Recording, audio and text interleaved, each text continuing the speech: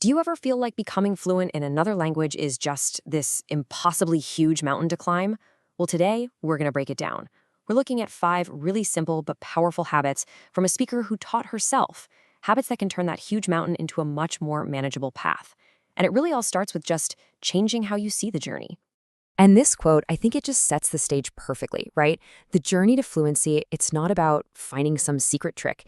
It's really about seeing the opportunities that are already all around us. And the speaker we're learning from, Veronica, she realized that the biggest hurdles, well, they weren't out there somewhere. They were the ones she was putting in her own way. So, who is Veronica? Well, she's from Russia, and she grew up in a family that never even traveled abroad. Get this. She taught herself English completely without living in an English-speaking country. I mean, her journey is pretty amazing proof that you don't need some special, perfect circumstances to get fluent. You just need the right habits. Okay, so what was her very first habit? It's all about reclaiming those little moments in the day, the ones we all tend to just waste away. Let's take a look at what that actually looked like for her. So every single day, she had this 1-hour train ride. And instead of just, scrolling on her phone like most of us would, she turned it into dedicated English listening practice. It's such a perfect example of how you can transform what seems like unproductive time into a super valuable learning opportunity. The principle behind this is actually fascinating. It's a concept called habit stacking, and it's so simple, it's brilliant. The idea is, instead of trying to create a totally new routine from scratch, which is hard, you just piggyback the new habit onto something you already do every day. So, how can you do this yourself? It's really simple. First, just think of something you do every single day no matter what, like making your morning coffee, right? Then you just attach your new English habit to that. So while your coffee's brewing, maybe you review 5 flashcards. It's honestly that straightforward. All right, so now that you found the time to learn, the next big challenge is, how do you make sure those new words actually stick in your brain? And that brings us right to habit number 2, daily revision. Okay, so Veronica is a huge fan of this method called the Spaced Repetition System, or SRS for short. Now, this isn't just random quizzing. This system is smart. It's designed to show you a word right at the exact moment your brain is about to forget it. It's that super specific timing that basically hacks your learning process and pushes that info deep into your long-term memory. And what I really love here is just how practical her whole approach is. She doesn't try to cram in new words every single day, because who has time for that? Instead, she just sets aside 1 day a week to make all her new flashcards. Then she spends just a few minutes each day after that reviewing them. Oh, and I think this is so cool. She actually uses English as a tool to learn other languages, like Spanish. I mean, what a fantastic way to reinforce your skills, right? All right, moving on to habit number 3. This one involves the simple, private act of writing. For Veronica, journaling actually served 2 incredibly important purposes on her road to becoming fluent. So first off, journaling became her safe space. It was this place where she could practice writing, she could process her day, all in English, and all without any fear of making mistakes or someone judging her. It ended up being both language practice and a really powerful tool for her mental well-being.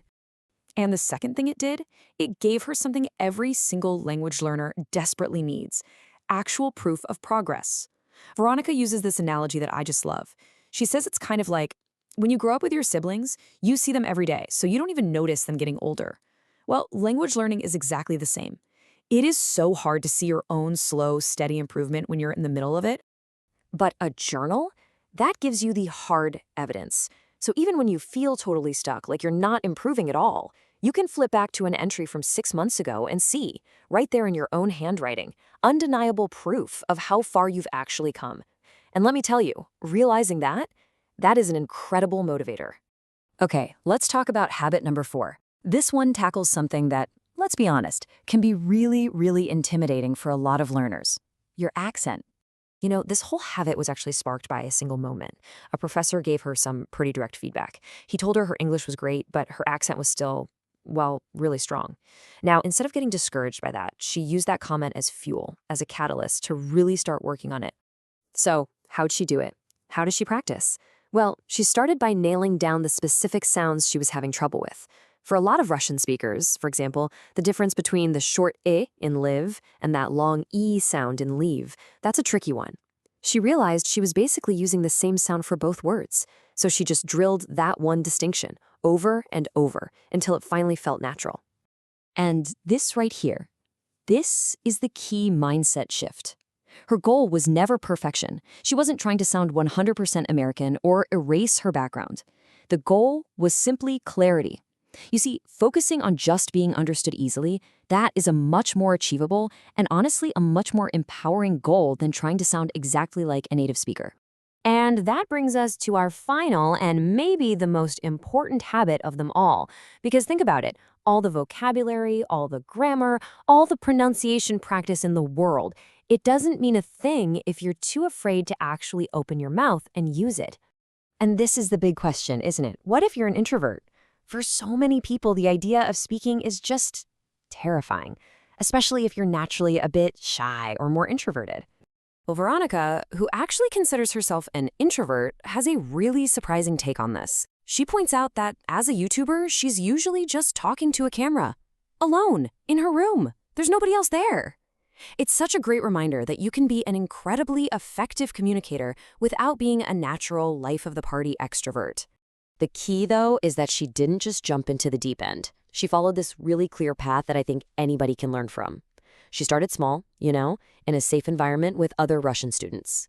Then she gradually leveled up the challenge, moving to bigger local clubs. And finally, she joined online clubs with people from all over the world. See how each step just built on the confidence she gained from the last one? And this final quote, it really gets to the heart of her entire journey. Fluency isn't something you find in a textbook. It's found just on the other side of your comfort zone. So I'll leave you with this question to think about. What's one small, maybe slightly uncomfortable thing you've been avoiding in your language journey that you could finally do today?